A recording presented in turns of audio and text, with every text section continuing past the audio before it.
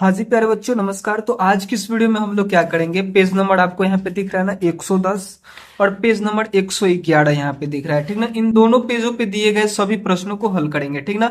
इसके पहले वाले आप लोग अगर यहाँ पे ध्यान देंगे, इससे पहले हम लोगों ने पहला वीडियो में यानी जो पार्ट 1 वीडियो आया था ना अपना, कौन सा अध्याय था, पांचवा अध्याय का जो पहला वीडियो आया था उसमें यहां तक के प्रश्नों को हम लोगों ने हल कर लिया है। पेज नंबर 110 पे ही आइए पता लगाए में दिया गया पहला प्रश्न और बाकी के प्रश्न आप लोग देखेंगे पेज नंबर 111 पे दिए गए हैं। इन सभी प्रश्नों को आज की इस वीडियो में हल करेंगे। और ये कौन सा वीडियो है, तो इस अध्याय का दूसरा वीडियो है, यानी पार्ट 2 वीडियो है, ठीक ना। तो चलिए इन सभी प्रश्नों को हल करते हैं। देखिए पहला प्रश्न आपसे क्या पूछा जा रहा है, आइए पता लगाए में यहाँ पे ध्यान दीजिए। पूछा जा रहा है कि 310 और 410 के बीच आने वाले 40 के सभी गुणज ज्ञात कीजिए। देखिए गुणज का मतलब क्या होता है कि उसी संख्या में आप किसी चीज अलग अलग अंकों से, संख्याओं से गुना आप करिए। जैसे अगर हम बोल दे कि 5 का गुणज लिखिए, तो 5 में हम 2 से गुना कर देंगे तो यहाँ पे हमें 10 मिलेगा। तो 10 क्या है, 5 का गुणज है। उसी प्रकार से 5 में हमने 3 से गुना करके यहाँ पे 15 लिखा, तो 15 क्या है, 5 का गुणज है। 5 में हमने 5 से ही गुना कर दिया, हमें 25 मिला, तो 25 क्या है, 5 का गुणज है। 5 में हमने 7 से गुना कर दिया, यहाँ पे हमको 35 मिला, तो 35 क्या है, 5 का गुणज है। ठीक उसी प्रकार से आपको 40 का गुणज लिखना है, ध्यान दीजिए। 40 के गुणज लिखने हैं, लेकिन वह 310 और 410 के बीच होने चाहिए, ठीक ना। तो इसके हल में क्या हो जाएंगे, तो इसके हल में हो जाएंगे, इसके हल में आप लोग पहला में लिखिएगा, एक तो हो जाएगा 320। जब आप 40 में 8 से गुना कीजिएगा, 40 में जब 8 से गुना कीजिएगा तो 320 ही मिलता है, 320 ही मिलता है। जब आप 40 में 8 से गुना कीजिएगा तो 320 होगा, जो कि क्या है 410 और 310 और 410 के क्या है, बीच में है, इसलिए हमने इसको लिखा। इसके अलावा थोड़ा सा और आगे बढ़िए, आपने 8 से गुना किया था ना, अब 40 में 9 से गुना कीजिए तो आपको मिलेगा 360। 360 क्या है, इन दोनों के बीच में है। उसी प्रकार से जब आप 9 के बाद जब आप 40 में 10 से गुना कीजिएगा ना, तो यहाँ पे 400 मिलेगा। ये काम आप लोग खुद से करेंगे। जब 400 मिलेगा, ये क्या है, 410 और 310 के बीच है, इन्हीं दोनों के बीच ये है। इसके बाद जब आप 11 से गुना कर दीजिएगा, मान लीजिए 40 में 11 से जब आप गुना कीजिएगा तो यहां पे मिलेगा 440, जो कि 410 से अधिक हो जाएंगे। तो 40 के सभी गुणज ज्ञात करने हैं, लेकिन इन दोनों के बीच, तो यही 3 इसके गुणज होंगे। इस पहले के आंसर में आपको यही 3 लिखना है। बाकी चलिए हम लोग आगे बढ़ते हैं, अगले प्रश्न पे हम लोग आते हैं, ठीक ना। इसको आप लोग कंप्लीट कर लीजिएगा, ठीक ना। बाकी देखिए दूसरा प्रश्न में आपसे पूछा जा रहा है मैं कौन हूं, ठीक ना, और यहाँ पे कुछ दिया गया है, इसके आधार पे बताना है कि यह कौन सी संख्या है। लिखा है मैं 40 से कम एक संख्या हूं, ठीक। मेरा एक गुणनखंड 7 है, मेरे अंकों का योग 8 है, ठीक ना। यहां पे बोला जा रहा है कि 40 से कम और अंकों का योग कितना है, 8 है। तो आप लोग ध्यान दीजिए, 40 से कम होता है 3 और 9 यानी 39। इन दोनों अंकों को जब आप लोग जोड़िएगा तो यहाँ पे क्या हो जाएगा, 12 हो जाएगा। यहाँ पे बोल रहा है कि अंकों का योग 8 होना चाहिए, जो कि 12 हो रहा है। तो थोड़ा सा और हम कम करते हैं, 40 से 38 पे आते हैं। इन दोनों के अंकों को जोड़ेंगे हम लोग तो 8 और 2 10 और 1 11 हो जाता है, ठीक ना। और कम आते हैं हम, तो यहाँ पे देखेंगे कि 3 और 7 लेते हैं, तो 7 3 कितना हो जाता है, 10 होता है। अंकों का योग 10 हो रहा है। फिर और कम आते हैं, तो यहाँ पे देखेंगे 9 हो जा रहा है इन दोनों के अंकों का। यहाँ पे आते हैं 35 पे। 35 पे देखिए 5 और 3, इन सब अंकों को जब हम लोग जोड़ेंगे, इन दोनों अंकों को हम जोड़ेंगे तो यहाँ पे हमको कितना मिलेगा, यहाँ पे हमको 8 मिलेगा। यहाँ पे देखिए प्रश्न में भी है कि मेरे अंकों का योग 8 है, मैं 40 से कम संख्या हूं, 40 से कम 35 है, जिसके अंकों का योग 8 है। और कहा जा रहा है कि मेरा एक गुणनखंड 7 है, तो 7 पचे 35 होता है। देखिए 35 का गुणनखंड क्या क्या होता है, तो एक होता है, फिर 5 होता है और उसके बाद 7 होता है, ठीक ना। तो यहाँ पे बोला जा रहा है कि एक मेरा गुणनखंड क्या है, 7 है। तो इसकी पहचान करनी थी कि मैं कौन हूं, तो ये 35 है। इसके आंसर में आप लोग क्या लिखिएगा, इसकी पहचान आपने कर लिया, क्या है ये 35 है। तो दूसरा के ए में आप लोग समझ गए क्या करना है। उसी प्रकार से आपसे अगला प्रश्न पूछा जा रहा है कि मैं 100 से छोटी एक संख्या हूं, मेरे दो गुणनखंड 3 और 5 है, मेरा एक अंक दूसरे अंक से एक मेरा एक अंक दूसरे अंक से एक अधिक है, ठीक ना। तो आप लोग 45 पे ध्यान दीजिए, 45 पे अगर आप लोग ध्यान दीजिएगा तो इसका आंसर निकल जाएगा। देखिए यहाँ पे क्या है, यहाँ पे क्या है, एक अंक 4 है, एक अंक 4 है ना, और दूसरा अंक क्या है, एक अधिक, यानी यहाँ पे 5 है, जो 100 से क्या है, 100 से छोटी है। मेरे दो गुणनखंड है, इसके दो गुणनखंड कौन कौन होते हैं, तो 3 और 5 इसके गुणनखंड भी होते हैं, आपको पता होने चाहिए। तो इसका आंसर क्या होगा, 35 होगा, ठीक ना। आप लोग सॉरी 45 होगा, हम अगर 35 बोले होंगे तो उसके लिए सॉरी, आप लोग इसका सुधार करेंगे, 45 यहाँ पे लिखेंगे। इस प्रकार से इसका हल हो जाएगा। चलिए हम लोग आगे बढ़ जाते हैं अगले प्रश्न पे। चलिए अगला प्रश्न में देखिए आपसे पूछा क्या जा रहा है, यहाँ पे ध्यान दीजिए। ए और बी हो गया ना, अगला प्रश्न में देखिए पूछा क्या जा रहा है, एक संख्या जिसके सभी गुणनखंडों का योग उस संख्या से दोगुना हो, संपूर्ण संख्या परफेक्ट नंबर कहलाती है, ठीक ना। एक संख्या जिसके सभी गुणनखंडों का योग उस संख्या से दुगना हो, क्या कहलाती है, संपूर्ण संख्या यानी परफेक्ट नंबर कहलाती है। संख्या 28 एक क्या है, संपूर्ण संख्या है, इसके गुणनखंड है एक। गुणनखंड मतलब क्या कि जो 28 है वो किस किस के पहाड़ा में आता है, तो एक के पहाड़ा में 28 आता है, दो के पहाड़ा में आता है, चार के पहाड़ा में आता है। यहाँ पे हमने 3 नहीं लिखा, क्यों नहीं लिखा गया है 3, क्योंकि 3 के पहाड़ा में 28 नहीं आता है, 4 के पहाड़ा में 28 आता है, इसलिए 4 को लिखा गया। 7 चौक 28 होता है, इसीलिए 7 को लिखा गया है। सभी गुणनखंड हुए, ठीक ना। 14 के पहाड़ा में 14 दूनी 28 होता है, फिर 28 के पहाड़ा में एक बार में ही 28 आ जाता है, जब से हम शुरू करते हैं 28 से कम 28, जैसे ही 28 आ जाता है, ठीक ना। तो इनका योग कितना होता है, 56 होता है। इन सभी गुणनखंडों को जोड़िएगा तो 56 होता है, जो कि 28 का दोगुना है, इसलिए 28 क्या है, संपूर्ण संख्या है, ठीक ना। 1 से 10 तक के बीच एक संपूर्ण संख्या ज्ञात कीजिए।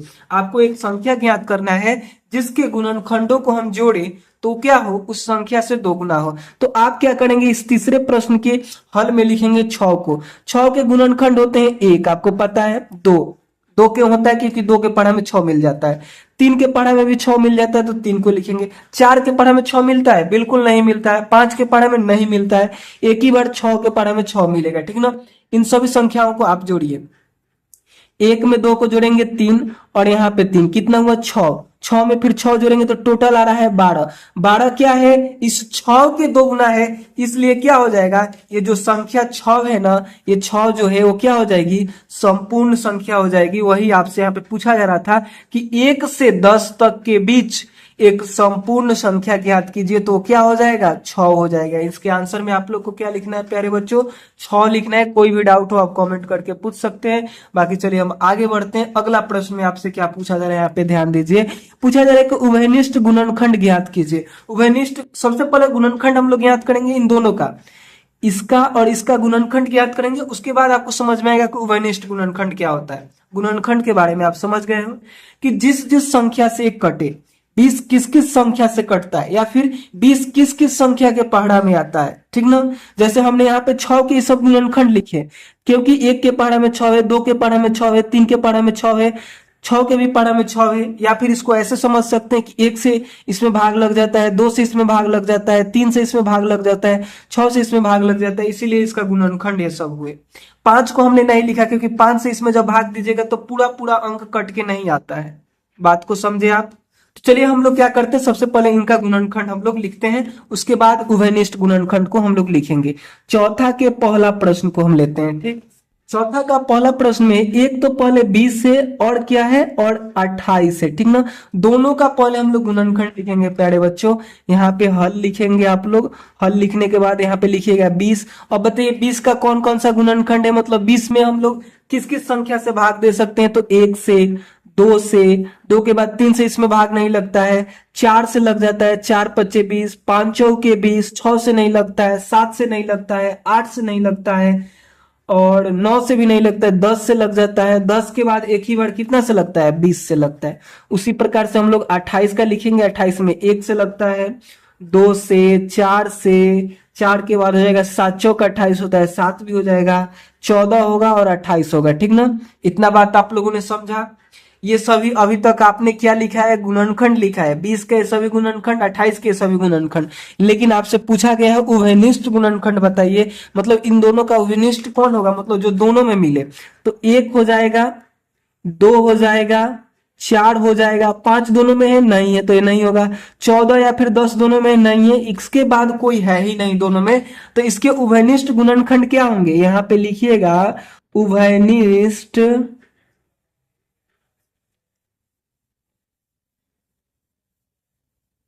गुणनखंड। उभयनिष्ठ गुणनखंड क्या हो जाएगा, तो यही सब होंगे, ये जो दोनों में मिल रहा है ना उसी को एक बार लिखना है। जैसे 1 दोनों में है तो 1 लिख दिए, 2 दोनों में है तो 2 लिख दिए, 4 दोनों में है तो 4 लिख दिए। यही क्या हुए, इनका उभयनिष्ठ गुणनखंड हुए प्यारे बच्चों। और इसी प्रकार से इसको निकाला जाता है। जल्दी से इसको छाप लेंगे। चलिए हम लोग आगे बढ़ते हैं, अगले प्रश्न की तरफ हम लोग चलते हैं। इसी का जो बी नंबर दिया गया है ना, इस पे ध्यान दीजिए। बी में आपको क्या दिख रहा है, बी में हमको यहाँ पे दिख रहा है 35। 35 का गुणनखंड लिखेंगे, उसके बाद 50 का गुणनखंड लिखेंगे, ठीक ना। तो 35 का गुणनखंड क्या क्या हो जाएगा आपको पता है, 1 होगा, यानी 1 के पारा में 35 मिल जाता है। इसके बाद आपको एक ही बार 5 के पारा में मिलेगा, 2 के 3 के पारा में 35 नहीं मिलता है, 5 के में मिलेगा। फिर 7 पचे 35 होता है, और उसके बाद फिर 35 के पारा में 35 मिलता है। 50 के गुणनखंड क्या होंगे, 1 होगा, 2 होगा, 3 नहीं होगा, 4 भी नहीं होगा, 5 दहिया 50 होता है, उसके बाद 10 में मिलेगा, फिर 25 दूनी 50 होता है, उसके बाद 50 से कम 50 होता है। उभयनिष्ठ की बात करें, यहाँ पे लिखेंगे आप लोग उभयनिष्ठ गुणनखंड, और दोनों में जो मिलता हो उसको लिखेंगे। जैसे 1 दोनों में मिल रहा है, 5 यहाँ पे दोनों में मिल रहा है तो 5 हो जाएगा, ठीक ना। उसके बाद कोई दोनों में नहीं मिल रहा है, ठीक ना। तो यहाँ पे इसके आंसर में क्या लिखिएगा, 1 और 5 क्या हुए, उभयनिष्ठ गुणनखंड हुए। यहाँ पे उभयनिष्ठ लिखिएगा, उभयनिष्ठ गुणनखंड, उसके बाद इसको लिखना है। हम लिखेंगे तो फिर वीडियो लॉन्ग होगा, थोड़ा फास्ट कर रहे हैं। सी नंबर में देखिए 4 भी है, 8 भी है और 12 भी है, इन सभी का लेना है, ठीक ना। तो सबसे पहले हम लोग क्या करेंगे, यहाँ पे 4 लिखेंगे, हल लिखने के बाद थोड़ा सा आप लोग साफ करेंगे, मतलब अच्छे से डिजाइन करके थोड़ा करेंगे, ठीक ना। और उसके बाद इसके गुणनखंड लिखेंगे। तो 4 के गुणनखंड क्या होगा, 1 होगा, 2 होगा, उसके बाद 4 ही होगा। यानी 4 किस किस के पारा मिलता है, 1 के पारा में, 2 के पारा में और 4 के पारा में। 8 किस किस के पारा मिलता है, 1 के पारा में, 2 के पारा में, 4 के पारा में, और उसके बाद एक ही बार 8 के पारा में मिलता है। इतना तो सभी लोग जानते हैं, ये बहुत छोटी क्लासों में हम लोग पारा वाला सीख लिए होंगे। 12 किस किस के पारा में मिलता है, 1 के पारा में पढ़ते हैं तो 12 मिलता है, 2 के पारा में मिलता है, 3 के पारा में भी मिलता है, ठीक ना, आप लोग पढ़े होंगे। 4 के पारा में मिलता है, 4 3 12, 5 के पारा में नहीं मिलता है, 6 के पारा में मिलता है, उसके बाद 12 के पारा में मिलता है। अब उभयनिष्ठ गुणनखंड लिखना है, इसी चीज को यहाँ पे इसके नीचे लिखेंगे, और लिखने के बाद आपको यहाँ पे क्या लिखना है, उभयनिष्ठ, मतलब कि जो तीनों में अब मिले। तीनों में आपको क्या मिल रहा है, 1 मिल रहा है, तीनों में आपको 2 मिल रहा है तो 2 भी होगा, तीनों में आपको 4 भी मिल रहा है तो 4 भी हो जाएगा। ये सभी क्या हुए, उभयनिष्ठ गुणनखंड हुए, ठीक ना। बाकी चलिए अब हम लोग चलते हैं डी नंबर प्रश्न की तरफ। डी में देखिए यहाँ पे 5 है, 5 के बाद आप यहाँ पे देखेंगे 15 है, और 15 के बाद 25 है, आपको दिखाई दे रहा है ना। इन सभी के गुणनखंड को हम लोग लिखते हैं। यहाँ पे देखिए 5 किस किस के पारा में मिलेगा, 1 के पारा में और 5 के पारा में, इसके अलावा किसी के पारा में नहीं मिलेगा। 15 आपको 1 के पारा में, 3 के भी पारा में मिल जाएगा, 5 के भी पारा में मिलेगा और 15 के पारा में मिलेगा। 25 किस में मिलेगा, तो 1 में मिलेगा आपको, ठीक ना। और उसके बाद आपको 5 में मिलेगा, और उसके बाद आपको एक ही बार 25 में मिलेगा। तो इसके उभयनिष्ठ गुणनखंड क्या हुए, इसके उभयनिष्ठ गुणनखंड हुए, आप लोग थोड़ा साफ लिखेंगे, ठीक ना। जो दोनों में मिल रहा है, तो जो तीनों में मिल रहा है तो 1 हुआ, और उसके बाद 1 के अलावा यहाँ पे हाँ 5 भी मिल रहा है तो 1 और 5 होगा, ठीक ना। यही होंगे इसके, ठीक, इसके अलावा कोई मिलेगा ही नहीं, यहाँ पे इसके अलावा कोई मिलेगा ही नहीं। तो इसके उभयनिष्ठ गुणनखंड 1 और 5 हुआ। इस प्रकार से आपने क्या किया, इस चौथे प्रश्न को कंप्लीट किया। बाकी चलिए हम लोग 5वें प्रश्न की तरफ चलते हैं। देखिए 5वां प्रश्न में आपसे क्या पूछा जा रहा है कि 3 ऐसी संख्या ज्ञात कीजिए। 3 को ऐसी संख्या आपको ज्ञात करना है जो 25 की गुणज हो लेकिन 50 की नहीं, यानी जो 25 के पहाड़ा में आए लेकिन 50 के पहाड़ा में नहीं आए। तो अगर आप लोग प्यारे बच्चों यहाँ पे ध्यान दीजिएगा, यहाँ पे अगर आप लोग ध्यान दीजिएगा, एक उदाहरण के माध्यम से हम आपको समझाते हैं। जैसे 50 से, तो 50 क्या है, 25 के पहाड़ा में आता है। उसी प्रकार से 100 है तो 100 भी 25 के पहाड़ा में आता है, लेकिन आपको 25 के गुणज लिखना है। गुणज मतलब उसका पहाड़ा में आने वाला, ठीक ना। मान लीजिए कि हमने क्या किया, 25 में हमने 4 से गुना किया तो हमको यहाँ पे 100 मिला, तो 25 का गुणज क्या हुआ, 100 हुआ। लेकिन ये 50 का भी गुणज है, 50 में जब 2 से गुना कीजिएगा फिर 100 मिल जाएगा, लेकिन हमें बोला है कि 50 का गुणज नहीं होना चाहिए, ठीक ना। तो आप लोग क्या क्या चीजें इसमें लिखेंगे, इसके हल में आप लोग लिख लीजिएगा, पांचवे के हल में डायरेक्ट आप लोग लिखिएगा कि 25, 75 और 100 क्या हो जाएगा यहाँ पे, 5 या 25 होना चाहिए, ठीक ना। 125 होगा, ठीक ना। 125 और उसके बाद अगर बढ़ना चाहते तो 175 ले लीजिए, ठीक ना। इसमें से 4 ठो हमने यहाँ पे लिख दिया ना, इस 4 ठो में से आपको क्या करना है, केवल और केवल 3 ही ठो लिखना है, क्योंकि आपके प्रश्न में यहाँ पे बोल दिया है कि 3 ऐसी संख्या ज्ञात कीजिए जो 25 की गुणज है। ये सभी क्या है, 25 की गुणज, यानी 25 के पहाड़ा में आता है। 25 में जब आप 1 से गुना कीजिएगा तो ये मिल जाएगा, 3 से गुना कीजिएगा ये मिलेगा, जब 5 से गुना कीजिएगा तो ये मिलेगा, 7 से गुना कीजिएगा तो ये मिलेगा आपको, ठीक ना। शायद आप लोग बात को समझ रहे होंगे, तो इसको आप लोग लिख लेंगे इसके हल में, ठीक ना। और थोड़ा सा और लिखना चाहते हैं तो थोड़ा सा हिंदी हम यहाँ पे लिख देते हैं, अगर छापना चाहे तो छाप सकते हैं कि ये 25 के गुणज है, लेकिन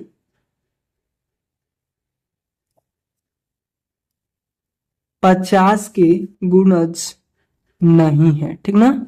अगर इसमें आप लोग लिखना चाहे तो 100 भी लिख सकते हैं, लेकिन हम नहीं लिखे, क्योंकि 100 लिखेंगे तो 50 का भी गुणज हो जाएगा, लेकिन प्रश्न में ये बोल दिया है कि 50 का गुणज नहीं होने चाहिए, इसीलिए आपको यही सब लिखना है, ठीक ना। तो चलिए हम लोग आगे बढ़ते हैं छठा प्रश्न में। देखिए छठा प्रश्न में आपसे क्या पूछा जा रहा है, प्रश्न को पढ़िए।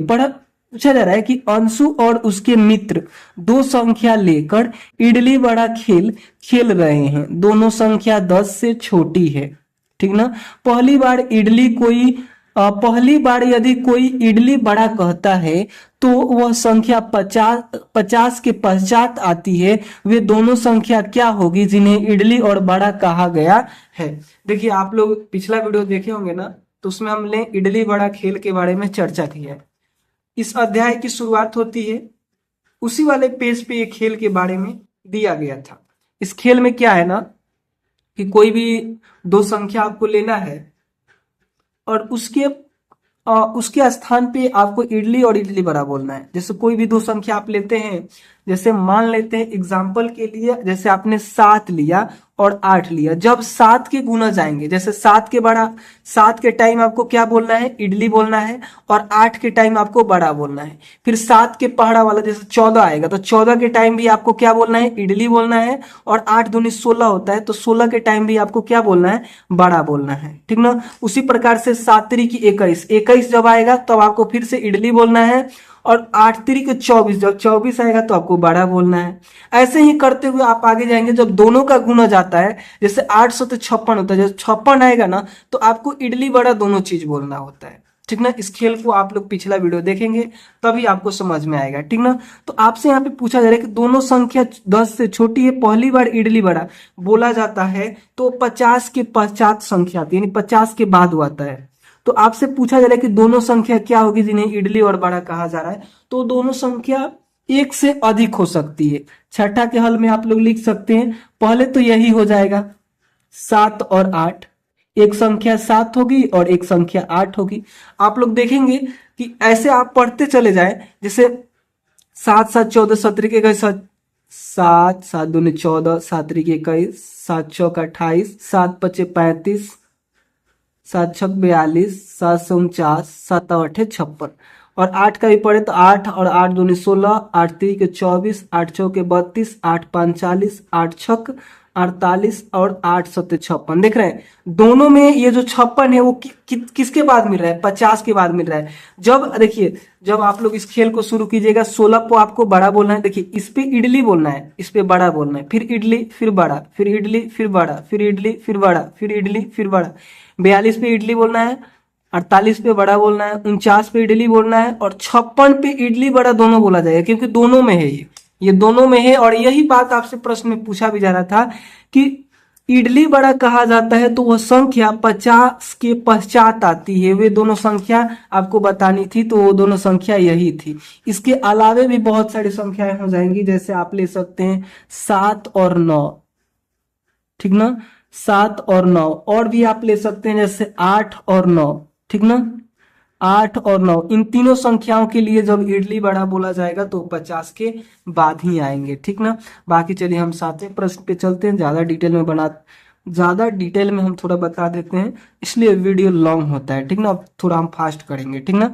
देखिए 7वां प्रश्न में कि खजाने की खोज खेल में, खजाने की खोज खेल में ग्रम्पी ने खजाने को 28 और 70 पर रखा है। दोनों संख्याओं पर पहुंचने के लिए छलांग का आकार क्या होना चाहिए। देखिए अब फिर से यहाँ पे खेल एक आ चुका है।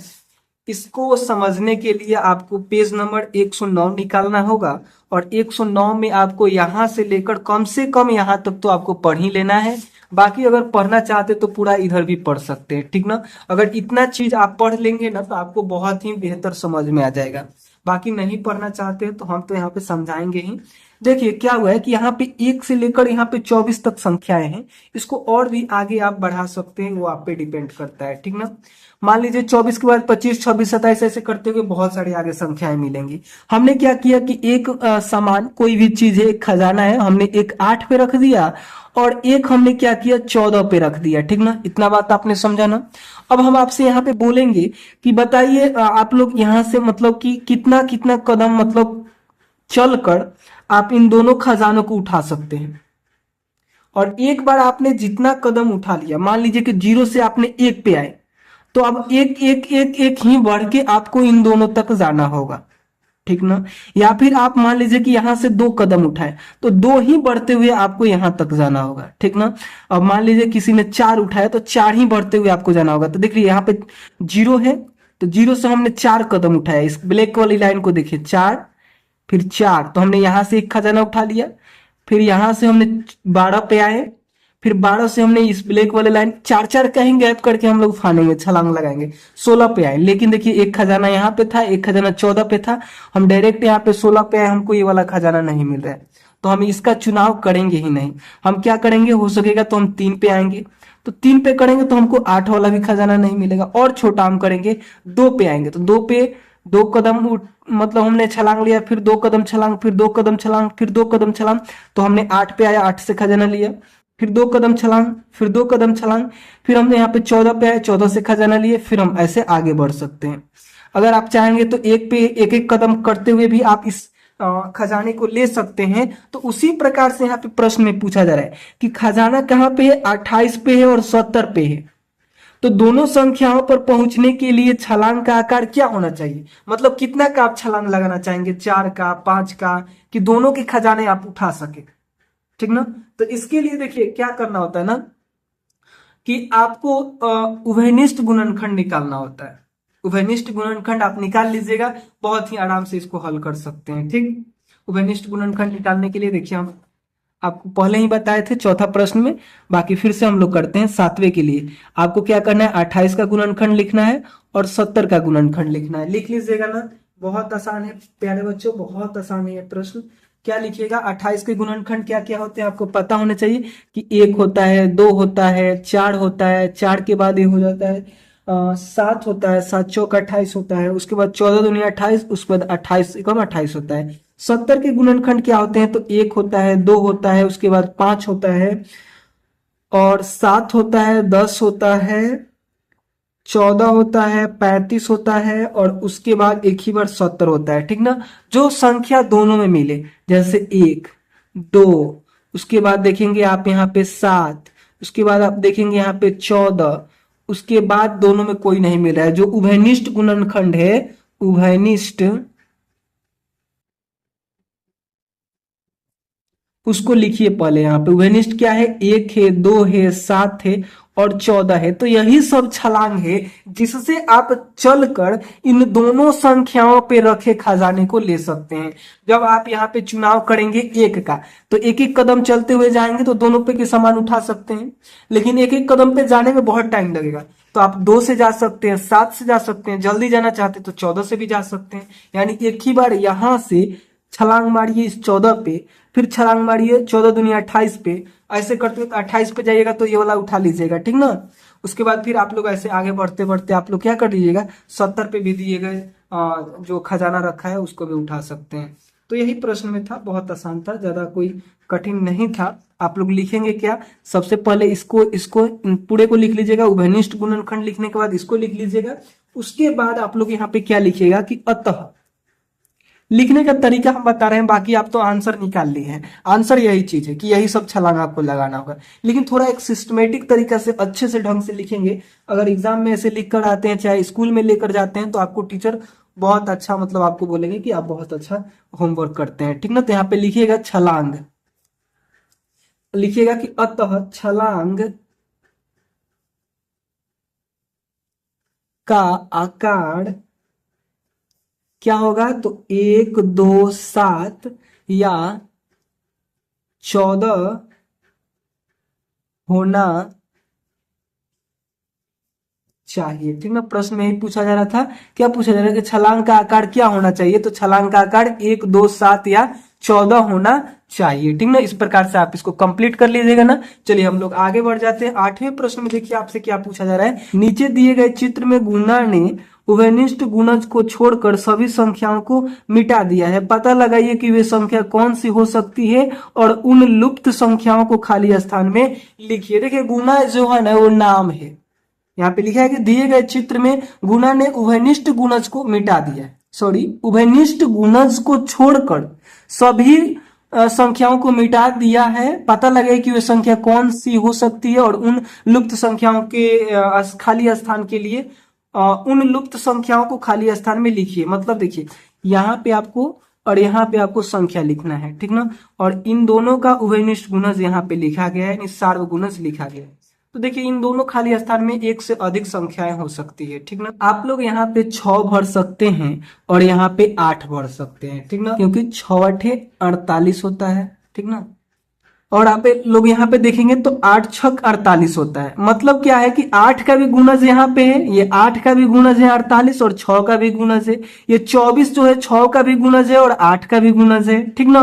और यहाँ पे 72 देखेंगे तो ये 8 का भी गुणज है और 6 का भी गुणज है। 6 में जब 12 से गुना कीजिएगा तो 72 मिलेगा और 8 9 8 64 होता है ना, और 8 9 72 होता है, ठीक ना।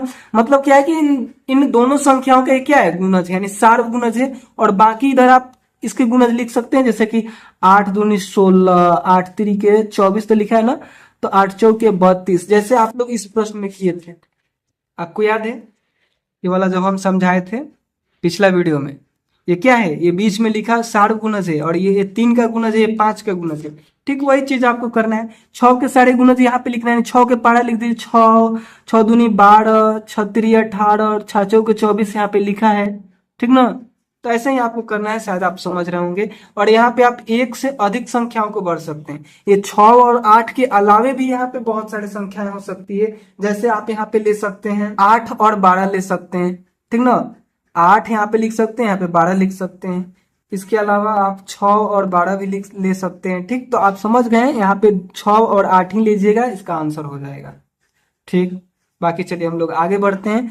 अगला प्रश्न में पूछा जा रहा है कि एक सबसे छोटी, इसको लिख लेते हैं। देखिए 8वें में आप लोग क्या लिखिएगा, 8वें में आप लोग लिखिएगा कि एक 6 हो जाएगा और दूसरा क्या हो जाएगा, 8 हो जाएगा, ठीक ना। एक में 6 भरना है, एक में 8 भरना है और इसी का पहाड़ा इधर लिख देना है और इसका पहाड़ा इधर लिख देना है, ठीक ना। और जो दोनों में आ रहा है उसको बीच में लिखना है, बस बात यही है, ठीक। और इसके अलावा अगर आप लोग चाहते हैं दूसरे किसी और संख्या का पहाड़ा लिखना, तो और भी आप लोग यहाँ पे ले सकते हैं। जैसे 6 और 4 और 6 ले सकते हैं, ठीक ना। इधर 4 ले लीजिए, यहाँ पे 6 ले लीजिए। 4 का पहाड़ा इधर लिखिए और 6 का पहाड़ा इधर लिखिए, जो दोनों में आ रहा है उसको बीच में लिखिए, ठीक ना। 4 के पहाड़ा में 24 भी आता है, 6 के पहाड़ा में भी आता है, ठीक ना। तो बात को आप समझ रहे हैं। इस प्रकार से 8वां प्रश्न का हल हो जाएगा। 9वें प्रश्न में देखिए आपसे पूछा जा रहा है कि एक सबसे छोटी संख्या ज्ञात कीजिए जो 7 को छोड़कर 1 से 10 तक की सभी संख्याओं का गुणज है। तो ये क्या होता है, 360 होता है, ठीक ना। इसको निकालने का तरीका क्या है, यहाँ पे हमको तो पता था तो हमने आपको बता दिया, लेकिन हम लोग निकालते कैसे हैं। तो निकालने का भी तरीका है कि हम लोग क्या करते हैं कि इसका मतलब यहाँ पे जो जो चीजों से बोला है ना, बोला है कि 1 से लेकर 10 तक की सभी संख्याओं का गुणज होने चाहिए। तो 1 से लेकर 10 तक की संख्याओं को लिखिए, 1 2 3 4 5 6, 7 को बोला था छोड़ दीजिएगा, तो 8 9 और यहाँ पे हो गया 10। और इन सभी का आपको क्या निकाल लेना है प्यारे बच्चों, तो इन सभी का आप लोग को निकाल लेना है एलसीएम यानी लॉसा। आप लोग ये बचपन में सीखे होंगे कि जब हम लोग शुरू कहाँ से करते हैं, 2 से शुरू करते हैं। जैसे 1 लिखेंगे, ये 2 के पारा में 1 पारा में मिलेगा तो 1 लिखेंगे, फिर यहाँ पे 3 लिखेंगे, फिर यहाँ पे क्या लिखेंगे 2 लिखेंगे। मतलब ये 2 से कटा 2 बार में, ठीक है, इसका आधा करके लिख दिया। यहाँ पे नहीं कट रहा है तो उतार देते हैं। यहाँ पे 3 लिखेंगे, यहाँ पे 4 लिखेंगे, यहाँ पे फिर 9 हो जाएगा, ठीक ना। उसके बाद यहाँ पे 5 हो जाएगा। इतना बात आपको समझ में आएगा। फिर ये 2 से गया, फिर 1 1 और यहाँ पे 3 और यहाँ पे कटेगा तो 1, फिर 5, फिर 3, यहाँ पे कितना हो जाएगा 2 हो जाएगा और यहाँ पे 9 और यहाँ पे 5 हो जाएगा। अब इसको 3 से लेके जाइए तो 1 1 1 हो जाएगा, ये भी फिर 1 हो जाएगा, 5 फिर 1, फिर यहाँ पे 2 हो गया और उसके बाद 3 3 9 और यहाँ पे 5 हो गया, ठीक ना। अब इसको क्या कीजिए 5 से लेके जाइए, ठीक ना। 5 से लेके जाइएगा तो 1 1 1 1, फिर यहाँ पे भी 1, फिर यहाँ पे भी 1 दिखाई दे रहा है ना आपको। फिर यहाँ पे 2 हो जाएगा, फिर यहाँ पे 3 हो जाएगा और यहाँ पे 1 हो जाएगा। और इन सभी को गुना कीजिए। जब इन सभी को गुना कीजिएगा, जैसे 2 दूनी के 4 और 4 तिया 12, 12 पचे 60 और 60 दूनी कितना होता है 120 और 120 में जब 3 से गुना कीजिएगा तो 360 आएगा और यही क्या हो जाएगा आंसर हो जाएगा। तो वही बात तो हमने यहाँ पे लिखा है। वैसे ही देखिए एक सबसे छोटी संख्या ज्ञात कीजिए जो 1 से 10 तक की सभी संख्याओं का गुणज हो। यहाँ पे 7 को छोड़कर सभी का बोला था, यहाँ पे इंक्लूडिंग 7 को लेकर करना है। तो आप क्या करेंगे, यही काम को करेंगे। यहाँ पे 7 को भी ले लेंगे और यही काम करेंगे तो आपको क्या होगा ना, लास्ट में आंसर देखिए यहाँ पे ये तो किसी भी संख्या से ना 2 से कटेगा, ना 2 से कटेगा, ना 3 से, ना 5 से, यानी लास्ट में यहाँ पे 7 भी आएगा। तो जब 360 में 7 से गुना कीजिएगा, अगर आपको समझ में नहीं आ रहा तो यहाँ पे 7 लेंगे और जो प्रोसेस किए हैं ना सारा प्रोसेस वैसे ही करना है, ठीक ना। और जो सभी को ये जो बाहर बन जाएगा उस सभी को गुना कीजिएगा तो यहाँ पे आपको मिलेगा 2520 मिलेगा, ठीक है, यानी 2520। यही क्या होगा, इसका आंसर हो जाएगा। जब 360 में भी आप 7 से गुना कीजिएगा तो यही आने वाला है, ठीक ना। तो जो 9वां का आंसर था 360 हुआ और जो 10वां का आंसर है वो हुआ 2520 था। सॉरी माफ कीजिएगा, यहाँ पे 2520 होगा यानी 2520 होगा। ये क्या है, ये 1 से लेकर 10 तक के सभी संख्याओं का सबसे छोटा ये क्या होगा, तो गुणज होगा। मतलब एक में भी एक में 225 से गुना कीजिएगा तो ये मिलेगा, फिर 2 में भी गुना करेंगे वैसा ही मिलते जाएगा। जैसे 360 के लिए था, 360 में क्या है, एक में जब 360 से गुना कीजिएगा तो ये मिल जाएगा। गुणज का मतलब आप समझ रहे हैं कि ये 2 का भी गुणज है। 2 में जब आप 180 से गुना कीजिएगा तो ये मिल जाता है।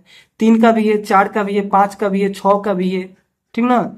शायद आप लोग बात को समझ रहे होंगे। इस वीडियो को यहीं पे हम समाप्त करते हैं। अगले प्रश्न को हम लोग आगे के जितने भी प्रश्न है ना उन सभी को हम लोग अगले वीडियो में हल करेंगे, ठीक ना।